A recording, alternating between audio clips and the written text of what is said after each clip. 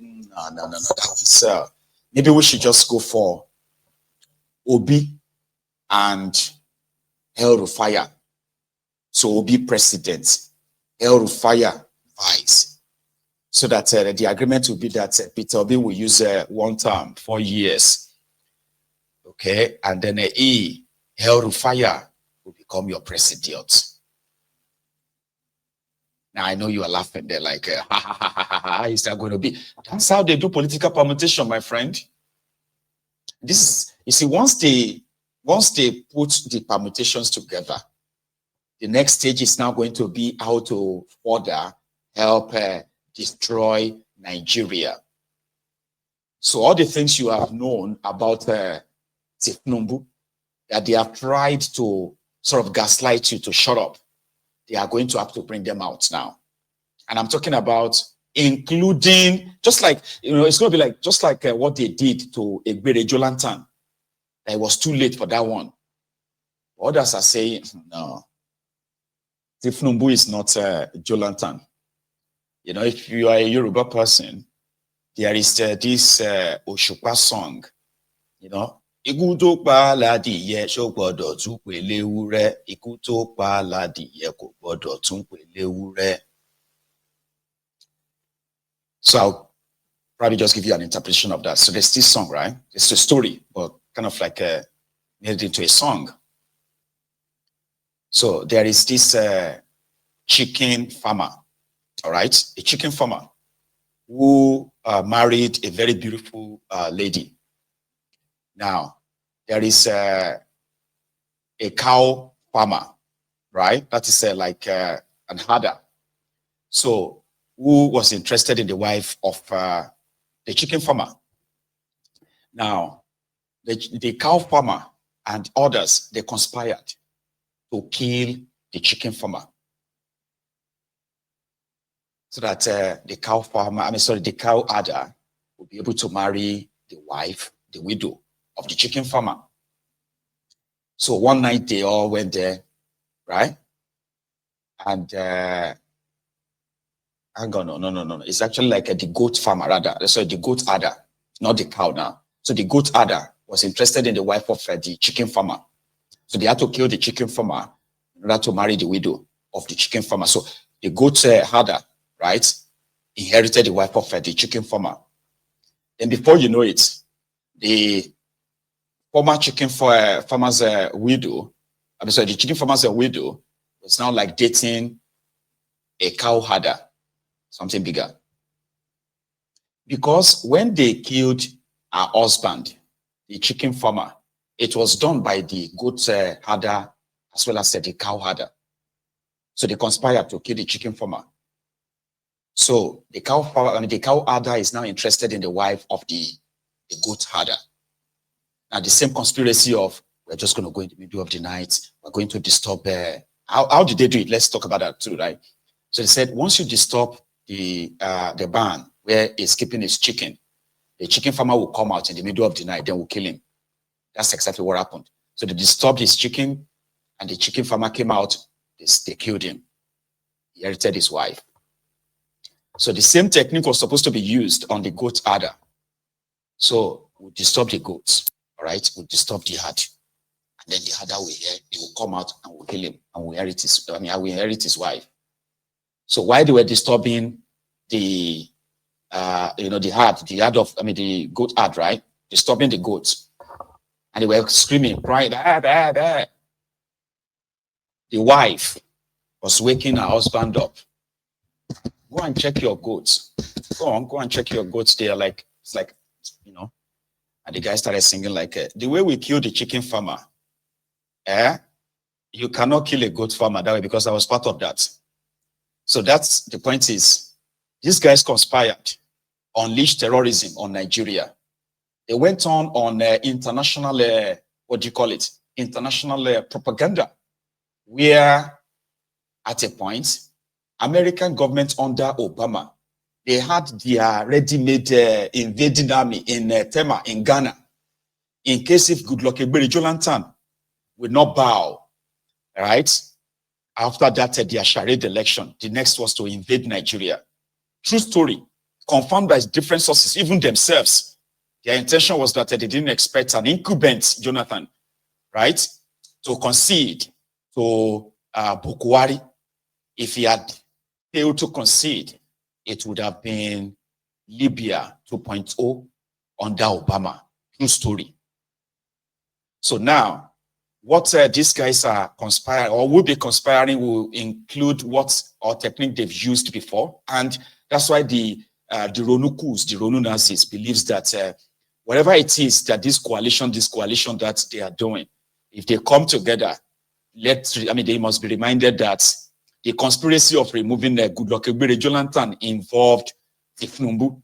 Now, any conspiracy of removing Tinubu using the same old style, just remember that it was always part of that. Shehu Sani added this, by the way. You're a member of the APC, so you have a stake on the table. Thank you for having me in this your program. Well, first of all, for those of us... In fact, because of my time, I think you said that already, so we'll leave that, okay? But Rufire. I've never, since I left office and the president begged me publicly to come and serve in his government, I had my plans, and I told President Tinubu from day one, when he asked me to support him, I said I would, but I don't want anything, okay? Because politics in Nigeria is always about what do I get for giving you support. I'm not in politics for that reason. I'm not in politics to get anything. I have a surname, I'm a self-made man, I have made my money before coming into public office. I don't need anything. After 8 years in Kaduna, I was nearly burnt out. I was struggling for 8 years, and I wanted to take a break, and I had my private plans. The president publicly appealed to me to put my plans on hold, and through 2 months of negotiation, we finally agreed that he would nominate me as minister, and there were certain conditions I attached to that. I think along the line, either the president changed his mind or something else, because please don't believe the story that the National Assembly rejected me. The National Assembly had nothing to do with this. The president didn't want me in his cabinet. He changed his mind. Whatever it is, frankly, I don't care. And I told him, and I moved on. And since I moved on, I've not said a word. I've not granted any interview. I've not commented on the government. But it is within my rights as a founding member of the APC, as one of the 34 people that signed the INEC form that got the party registered. It is within my rights to ask, why is my party not functioning? Indeed. And that's all. And so, you know, I don't know if I've answered your question, but well, this is to Rufire. Anyway, so we are now looking at these strange bedfellows. So the plan was that they were going to start their own political party afresh. But it seems that that is not forthcoming. So what the impression is looking like is that like a Labour Party. So the SDP will be like the SPV, Special Purpose Vehicle. Or others are saying, oh, the reason why El Rufire had to go to the SDP officially is because he can't really use the APC, Egbekegbe, to do any negotiation. Is almost inconsequential in the APC, Egbekegbe, right now. Remember that El Rufire raised an alarm, I raised an alarm, let's use that. Raised an alarm that in the last 2 years, APC, Egbekegbe they've not had any, meeting or national working committee meeting, blah, blah, blah. So a day after that, Tinubu called a meeting inside the Aso Rock, where all of them actually rose up, to give him a vote of confidence that everything is fine. So he has no locus standi in APC anymore from Kaduna. So now if there's going to be any of their coalition to start with, right? That simply means he can only do that via this their SDP. So they will go into coalition and all of that to start a new political party. But there are people of school of thought who believe that This whole thing is not making any sense. If you look at those that apart from Atiku, we have not really seen this evil Rufire with Peter Obi himself. However, he's been miling around, or he's been seen with those who are like Tinubu's men. Kayode Fayewon, Aregbe Mugbana Baba Kabiru, right? Okoro, see, or Amechi.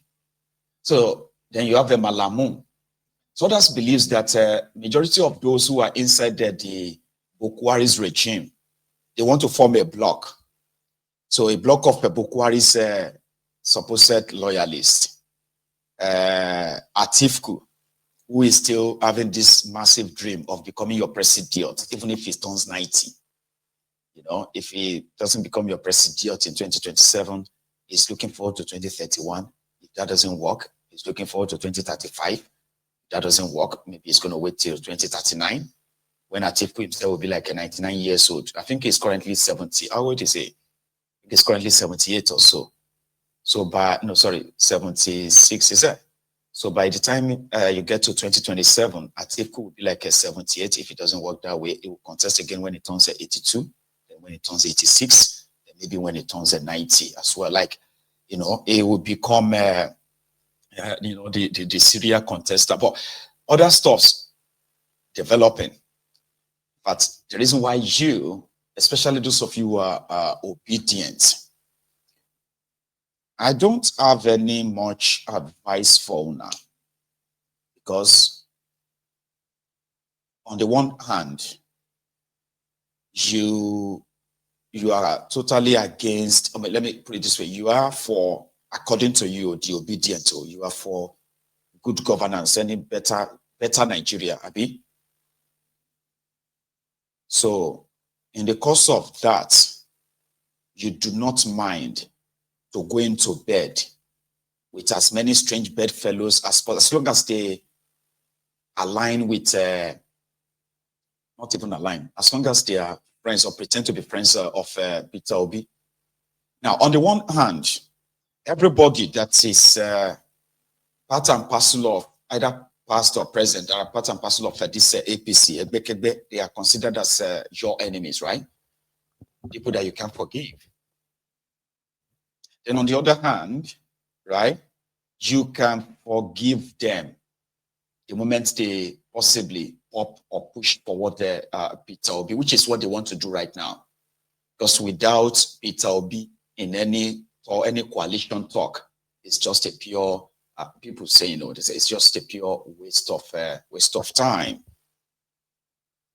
So from what we have now heard, if their coalition is going to, if they are going to probably present any coalition to you, so it's going to be Obi, Oti, Atifku, Rufire, Kwakwansop, Okoro Hausa, what's that one? Aregbe Mugbana, the Obi Majudas Iscariot, Rotifmi Amechi, and Malamu, you know, all these guys, with whatever you know, with what you know they have done, right? The contribution they have contributed towards the current state of this contraption, economically, ethnically, religiously, the division that you are dealing with today, right? So there are some of you are already like willing to be used, because the language is that they want to rescue you from Tinubu. And that makes, you know, that makes it pretty much like complicated, kind of. The people that destroyed this contraption, that contributed to the destruction and the division of this contraption, will never, ever be part and parcel of those that will actually fix it. It's never going to happen. Now, they can use your OB to get to you. And some of you are willing, like you did with Donyo Kwigbe, you know, like you did with him. You had all this story, you had all this, you know, his profile, but they didn't count. They didn't mean anything to you, because to you, you wanted to save and rescue Nigeria. And that is why seems like as they say that a life here is a teacher. The more you live, the more you learn. A lot of you will have a lot to learn in this their own scheme, as long as you continue to make yourselves available. And listen to this. You know, some of us believes that even though you might be, those of you who are championing for election, this election, that in that contraption, right? You might be in the majority because this is your one Nigerianist, right? You might be in the majority, but the bottom line is they will use you again and again and again and dump you, and you're going to come back again and again and cry and scream that, you see, what you are going to ignore now, which is what we are going to point out, is what you are, I mean, it's actually what will actually bond you at the end of the day. So they need your gullibility. They need your naivety. They need your ignorance. And some of you say Mumu's button as well. But for somebody like me and people like me, right? If you see any gathering where El Rufire is involved, the ideal thing is to know that this is the gathering of evil people. And it is not because you disagree or I disagree with their politics. It is because of the facts, their actions, their inactions, their activities when they had the power to actually make the life of the people better, and they did otherwise, including funding and sponsoring terrorism. And so they need somebody's integrity to cover all of that, hide every other thing behind it, until maybe if it works. So how this is going to play out for all parties, I don't know. I have an idea. Okay, I have an idea. Somehow, this talk about coalition, this coalition, that is giving some of you who have seen it very like up close why Nigeria will never work, why election, right, will never work in that contraption, right? Because those who are setting the rules for your elections, right, they are never going to do right by you and lose the power. So you participating in the nonsense or ready to participate again itself is a guarantee that if Tinubu, okay, is going to get away with whatever he is doing now, whatever he's still going to do. Because participating in their charade, right, is a validation. You cannot participate and then turn around and be like, you've been cheated, because you will be cheated. And that is why I am like, if I have an advice for those of you one Nigerianist, those of you who have short memories, who suffers from the Stockholm syndrome, forgetting what brought you to this state today, what brought you to this this level in that contraption today, right? Is that those who are championing that they want to run into an election with a Tinubu, they are supposed to actually be demanding right now. If I have an advice for you, this will be the advice. Right now, they should be championing the shutting down of the entire system, making a demand that actually gives power to you to decide who is going to be what via your election, if there is going to be any. So I'm talking about the fake 1999 constitution that they kept, they kept patching and patching, editing, erasing, what have you, clearing up and all that. Trash that nonsense.